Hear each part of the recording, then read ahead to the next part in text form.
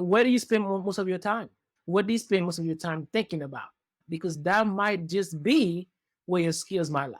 So figure out what is that you actually love that you want to do. Now you have a purpose. You have a why, right? You're gonna have streaks where you're like on top of the world, and you're gonna have days where you feel like you're at the bottom of the world. But if you know why you are in it, what are you trying to achieve, then that's gonna keep you going. Jean, thanks for coming on the show today. Thank you for having me. It's going to be a lot of fun. And for anyone who doesn't know your background, why don't you just give a quick introduction about yourself, who you are, and what you're doing in this world? Yeah, well, my name is Jean Pierre-Louis, and I am the founder, president, and CEO of a couple of businesses, right? One is my non-for-profit, CapraCare, and I have another one called Rockstar Moon. So those are my two primary businesses right now. And I founded Rockstar Moon in 2020, but CapraCare in 2009. CapraCare is a global health organization that provided access to healthcare services in Haiti, where we have doctors, nurses, community health workers, first responders who provide services to the community. And Rockstar Moon is my consultancy where I provide leadership, mentorship, and consulting expertise to those who wants to break into the non-for-profit world. Perfect. And, we were talking a little bit before we started recording, and you were just sharing a little bit about your journey coming from Haiti, how entrepreneurship started very, very early for you. So do you mind just kind of resharing some of your journey of early days of hustling in Haiti? Yeah, it's interesting because my grandmother had a little at-home business. So I can recall at 7 years old having to go every Saturday morning to market on a donkey, right? And I would have gallons to purchase liquor and alcohol and cigarettes and candy and different sodas. Coca-Cola back then was the real thing in the glass, in glass bottle. So and then I'll come back with like the donkey pack with supplies, right? And then when she goes to sell in other places, I will stay back home and I will sell the supplies that we have in the house. As little as 7 years old, I can recall that. So I think business entrepreneurship has been in my vein for quite a while. But I would also say the part about philanthropy and non-for-profit or charitable got to me at some point when I was walking to school. Again, very young. I was walking to school and I saw this man with like with no legs, and he was just sitting on the side of a house, and I'm like, wow, this is weird, right? And the guy had like a little can, and he was basically reaching out to anyone who sees him and asks for money, right? Like you put something in the can for him, and I had 50 cents in my pocket that my grandma gave me to go to school. Back then, 50 cents was a lot of money. Right? I could buy a couple of things, 50 cents. I'll be good for lunch. And I went in my pocket, and it's wholesome. It's 50 cents. There's no change with it, right? So I reach in my pocket and I give it to the guy. And I said, "Wow, I hope that will make his day." And walking away with that feeling of doing something that could help somebody else really kind of stuck to me. So I think in the back of my mind is always stay there. Well, when I came to the United States around the early 90s, 1989, if you want to be exact, and I was in the ninth grade. Not ninth grade. I was in the fifth grade. I was 9 years old then. In the fifth grade, in Brooklyn, Crown Heights, Brooklyn. But the kids were teasing all the Haitian immigrants and saying to go back to Haiti, go back where you come from. A lot of folks may not remember, but during the early 90s, it was during the HIV epidemic era.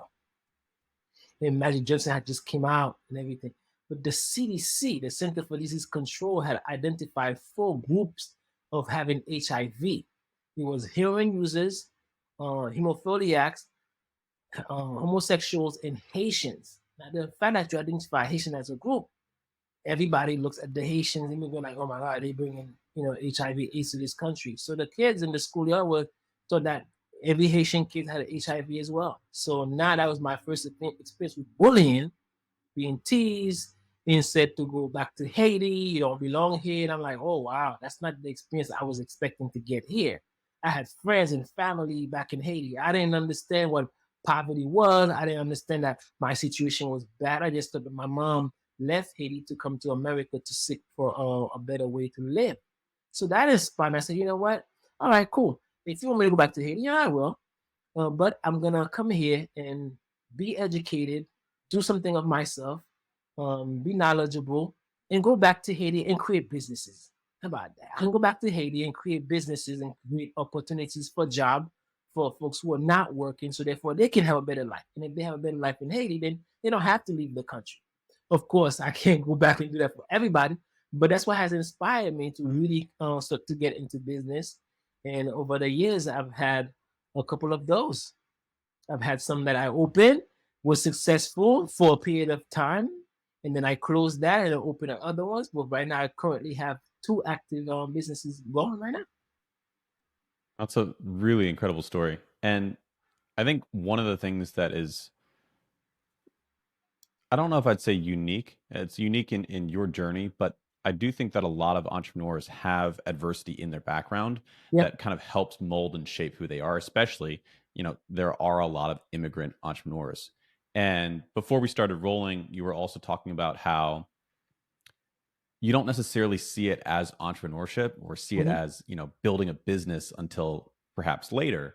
But yeah, there is this kind of hustle mentality of I need to survive or I need to eat or I need to make money and kind of then translating that and saying, "Oh, this is entrepreneurship." So, when did that flip for you from this is just something I need to do from almost a survival perspective, and maybe survival is a bit dramatic, but from a survival perspective into, oh, this is a thing that people do and then they teach and it's called entrepreneurship. yeah. You know, probably doing my, I would say around, I might get the date wrong, but when I was doing my graduate school, I just started my graduate school. And at that time, I had a few friends. My brother had a few friends who were coming out of high school. They were seniors in the last year, and they were doing music. Some of the girls were singing. They were going to studios to put mixtape together, to put demos together, and some of his friends were also rapping. And I would just be there, listening to them sing and talking about how they're going for a tryout, for a gig, and they would do these ciphers and freestyle. And I was like, oh, this just sounds pretty good. And then I started to find out that they were going to studios and pay. I said, well, my mother has a nice basement, right? And all these guys seems to sound pretty good. And he also had friends who were making beats. I said, well, if I can create the studio and put all these guys together, how about, we do something for ourselves, and I would start something for myself too. But it was to start a studio slash record label that if we make money, then I know what my next venture would be. But it was literally to put these guys together so therefore they can put their mixtape, and I can also bring some of the other folks to come record at my own studio. But it was a way of using that to also pay for college tuition. And that's when the light bulb went, I need to start doing something to start making some money. So it's how I really paid for my graduate school. I think I did 5 years of it beyond graduate school. And I told these guys, you have a 5 year deal. If you blow up, great. You're gonna blow up. I get my portion and you go do your own, I go do my own, because the next venture was after the record label was to start my non-for-profit CapraCare. So either way, blow up or not, it was a 5 year deal. It was a 5 year deal for me for that business. And I did that. And then from that point on, I graduated with my master's in public health administration and policy. In 2009, I started CapraCare. Were you ever afraid of failing? No, no, Why not? because I believe in sport. And this is why you see this is a CapraCare show, right? But you see that the design is all sports. So it's really a baseball jersey like. So because I believe there is always a way to win. And setback is just a setback temporary. You're not gonna win everything, but your goal is to have a winning percentage, right? So if I lose this game, I might have a losing streak. It's okay. because I'm also gonna have a winning streak. And at the end of the day, I need to have more winning streak, more wins than losses. So therefore, I can become a champion, right? So I can win. So I never see anything as um, challenge where I can't overcome, because I always feel like there's gonna be a way for me to make it. It's only temporary challenges. I think that mindset is it sounds very nice, and it is the mindset that you need, but I think a lot of people struggle with actually being able to stay in that mindset all the time when you're getting loss after loss or failure Yeah, after failure, or you yeah, feel stupid and you see your friends judging you or you're being picked on, what depending on your age, yeah, it's hard to keep that mindset. yeah. So any advice or any, how do you stay in that mindset all the time? You gotta believe in yourself. Believe in yourself. You gotta tune all the noise out. And I've been that way since I was very young. Like I said, I was being bullied at 9 years old. I didn't say I was being bullied. I just said these kids didn't know any better, but I know who I am. And I'm gonna stay focused into what I gotta do. So it's you really have to be strong mentally. And I think from being very young, I know I was a leader. I was never one to be a follower. I know I can be a great student. I love to be a student. I love to learn from those who are masters, those who knows their stuff. I can sit there, learn stuff, unlearn stuff. But at the end of the day, I know my destination is to lead. My destination, my destination is to stay focused, and I've always done that. But I also know that you have to also believe in a purpose. You know, what's your drive? What are you trying to achieve? Where are you trying to go? So you really have to have a vision for where do you see yourself. So I always see myself where I need to be. So I never see myself in my struggles, in my challenges. I see myself where I need to be. But I also understand these are challenges that you need to go through. And like I said, you guys hear me speak about sports a lot and competition a lot, because that's what it does. Even as a kid when I was playing video game, right? Mario Brothers, right? Ninja Turtles. So these are all 90s All the because good ones. I don't play video games anymore, right? I can only go Sonic. back, right? Sonic the Hedgehog, go back. But these things they taught me at an early age, before even going to school, before even having mentorship or whatever. These are my experience have mostly been what I've learned from doing things hands on. There were always levels to these things, right? You get three lives, you lose, and you pass level 1, 2, 3, you lose, and you go back to level 1. But the objective is to finish this game, you must complete all 12 levels. So you stay at it. But each level you get better. Each level you get better. And while you're going through it, your mindset, your vision has to be, what am I learning during that time? What am I learning? Because I know I might just lose. And if I lose it, I'm going to come back. But when I come back to this point, I cannot make the same error. I cannot go to the same door. I can't go to that same portal. I need to know to go to a different door, a different portal, right? So those are things that I've learned. So those are the things that really kind of inspire me and keep going. So I never see those, as barriers or things that's gonna discourage me. I see them as learning, as roads to win.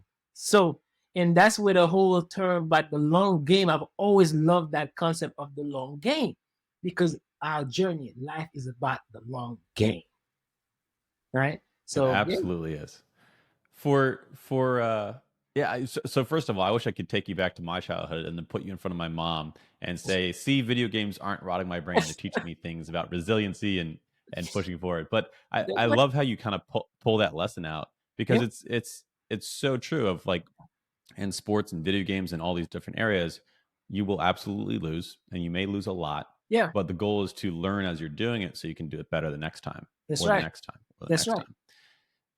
And Because there I will think always that's be a next time. You know there's gonna be a next time. If you quit, there's no more. There's no more, right? But if you don't quit, you know you're gonna have a next time. yeah, I love that. I love that. One of my questions is around, CapraCare and just nonprofit work in general. So you said you had this pull towards creating a nonprofit or towards having more impact. Yeah. And I think that there are a lot of entrepreneurs out there that maybe they don't quite know why they're going into it. Hmm. So they might be going into it for money or for glamour or because they think that they want this life. But I do think that there's also a subset of entrepreneurs where they might be pulled to having a greater impact, but they still create a for-profit company. Yeah. So what was that decision process like for you between nonprofit and for-profit, and kind of how has it played out over the past decade plus of you building CapraCare and other nonprofits? You know, for me, it was about my background. I said, what's my strength? What are my weaknesses? And what do I want to achieve? And to start CapraCare, in my heart, it wasn't for me. I wanted to just start any business that was going to create opportunities for the people in Haiti. So I didn't care if it was for profit or not for profit. I just wanted to start something that was going to make their life better. And it's really when I went to do my graduate school and I looked through the entire book to figure out what that career would be. And I said, What was this book? the majors, the one that you declare, you look for all your majors and figure Yeah, out yeah. what you're going to want to study. And I came across community health because in my heart of heart, I wanted to do something business, right? To create some kind of factory, create a lot of job. But I said, the money, where am I going to get the funds from? And at that time, very young. So I didn't know about fundraising. I didn't know about investment. I just figured I had to have the money. I wasn't thinking of other people helping me to get the money. I just knew I had to have it. I said, well, my parents aren't rich. It's really only my mom because my dad passed when I was 2 years old. So it's really my mom that's been supporting me and my two siblings forever. She's working two jobs. She doesn't have it. So I came across community health and I saw the definition of what it is and how it can make impact on the greater community, but by having so little. And that was really to push the idea of keeping healthy, prevention, staying healthy, teaching folks around chronic health issues and so forth. I said, well, I can start with that. And that's how I started my whole journey around starting with public health, community health, and not necessarily a type of business to make money. It was just what kind of business that can make an impact. Because I know for myself, I will always be okay. I have a college degree, I have a college education. I can always find a job to work, but I wanted to make impact on other people.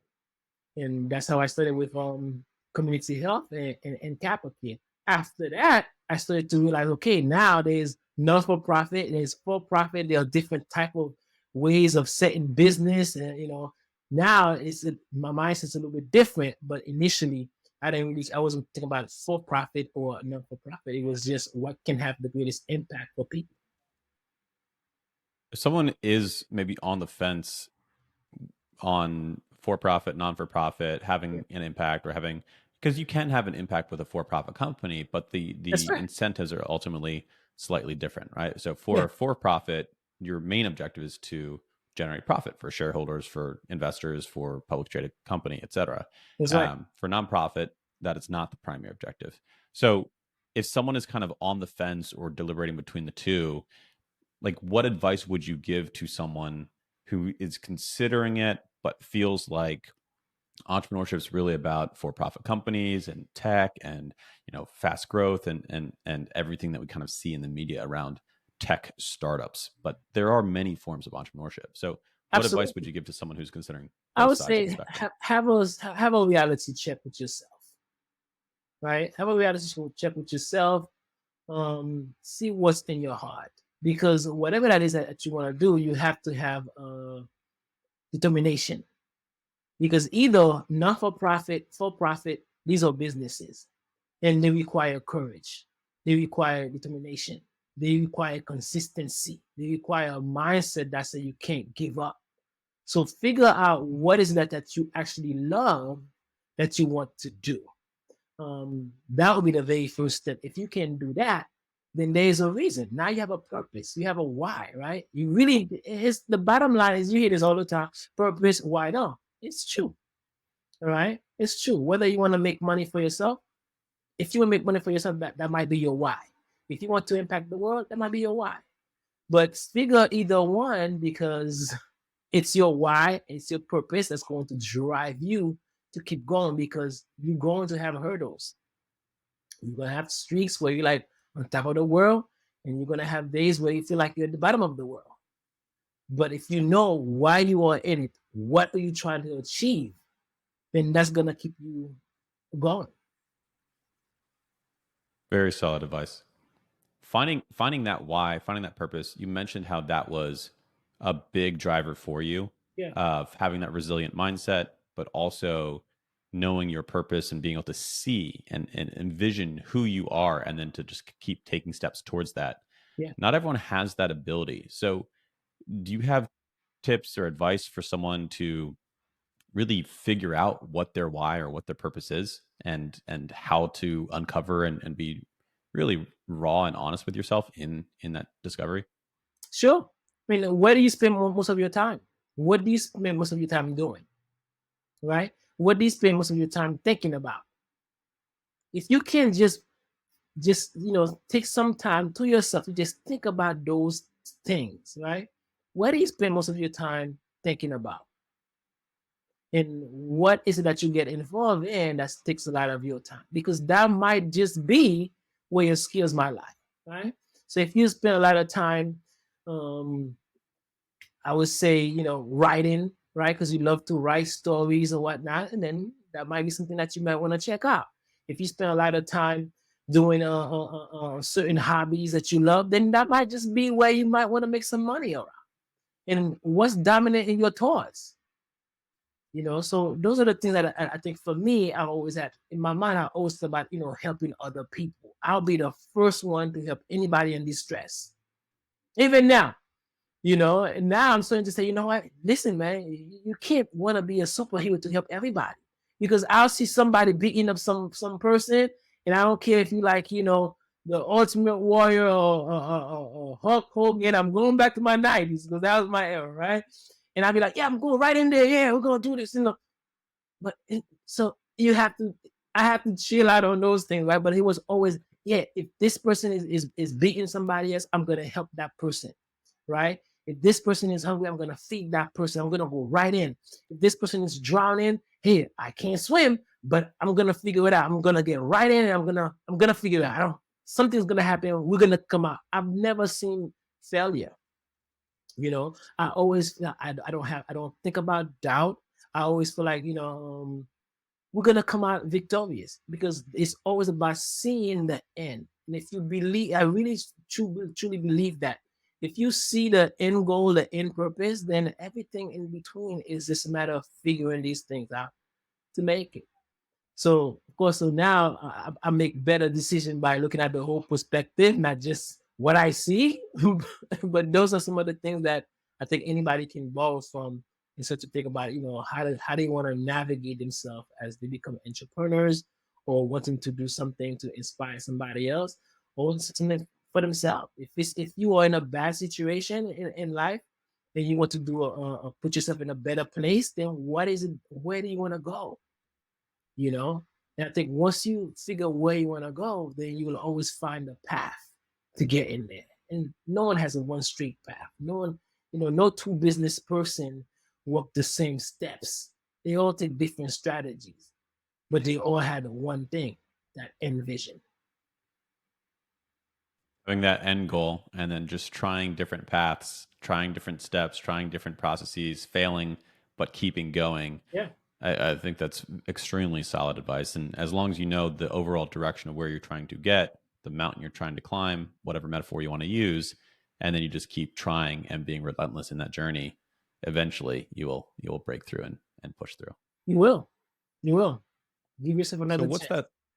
what's that look like with CapraCare now? So you've been building the company for quite some time. So talk a little bit more about what you do, how it works, and the company that you've built. Yeah, CapraCare is 15 years old. And for me, it's like, okay, that's just 15 years old. Because I see CapraCare as a long term organization that will be here beyond me. So I'm not just building this organization just for me. I'm building something that's going to outlive myself. So I don't look at years, but it's a video organization. So we've been doing this work for 15 years now, and the long goal is to continue to make impact, to provide more access to healthcare to people in Haiti, people in need, and not just Haiti. Haiti is, like I tell people, is the start because the organization is a global health organization.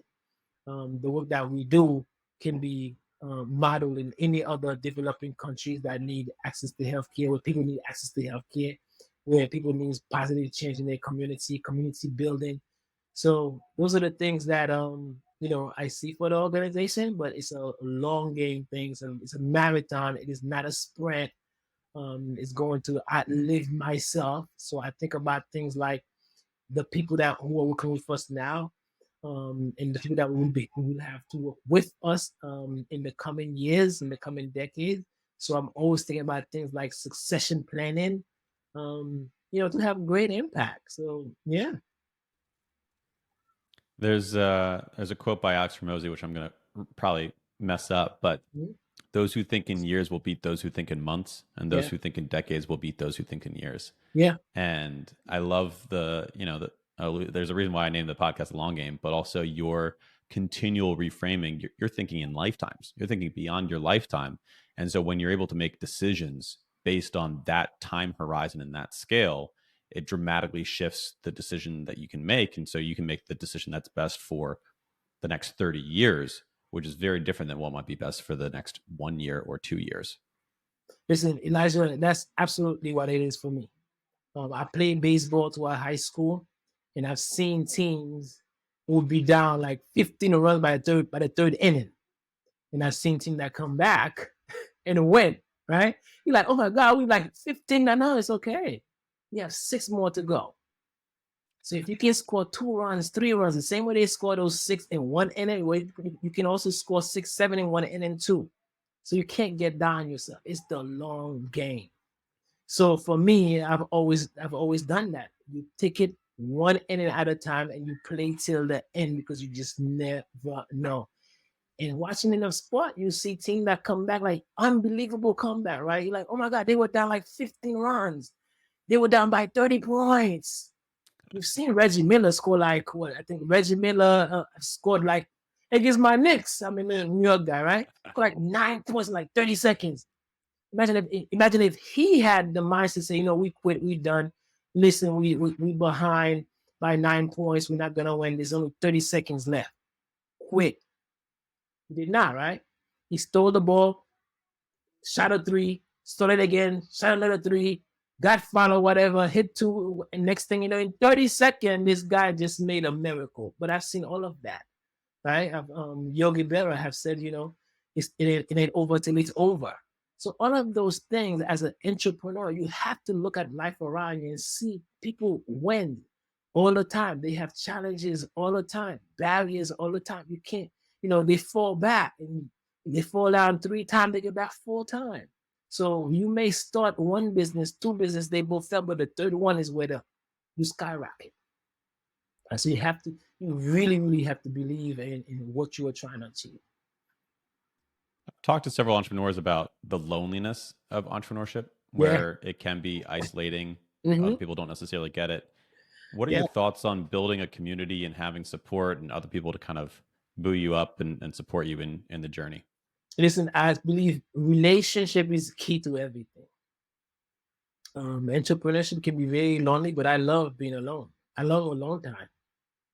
So those two things for me are relationship, community building, because I have one of my board members, Becky, and then you have, who loves to say community is everything, right? So that's been my mindset.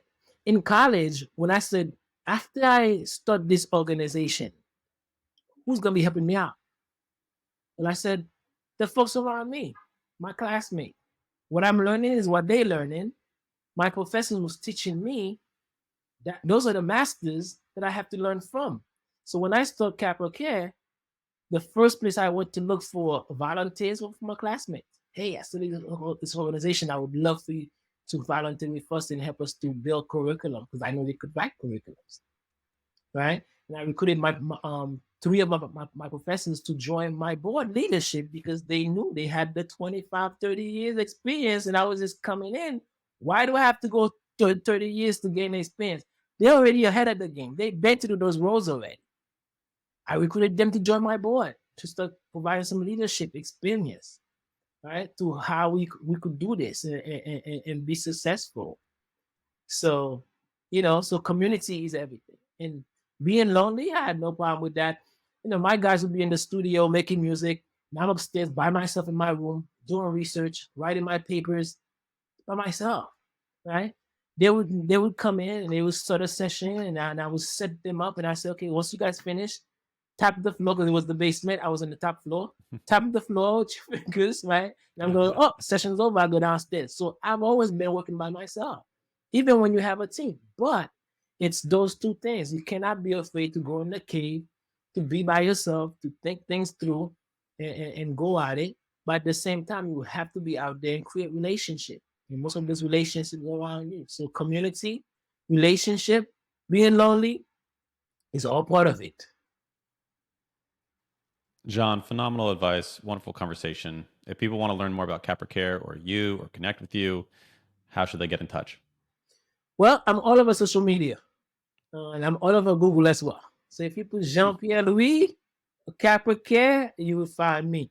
Rockstar Moon, you'll find us as well. So you'll find me as well. So those are ways we can get in touch. My social media handle is at Capra, JPL, CAPRA, JPL. I have my non-for-profit CapraCare, which is www.capracare.org.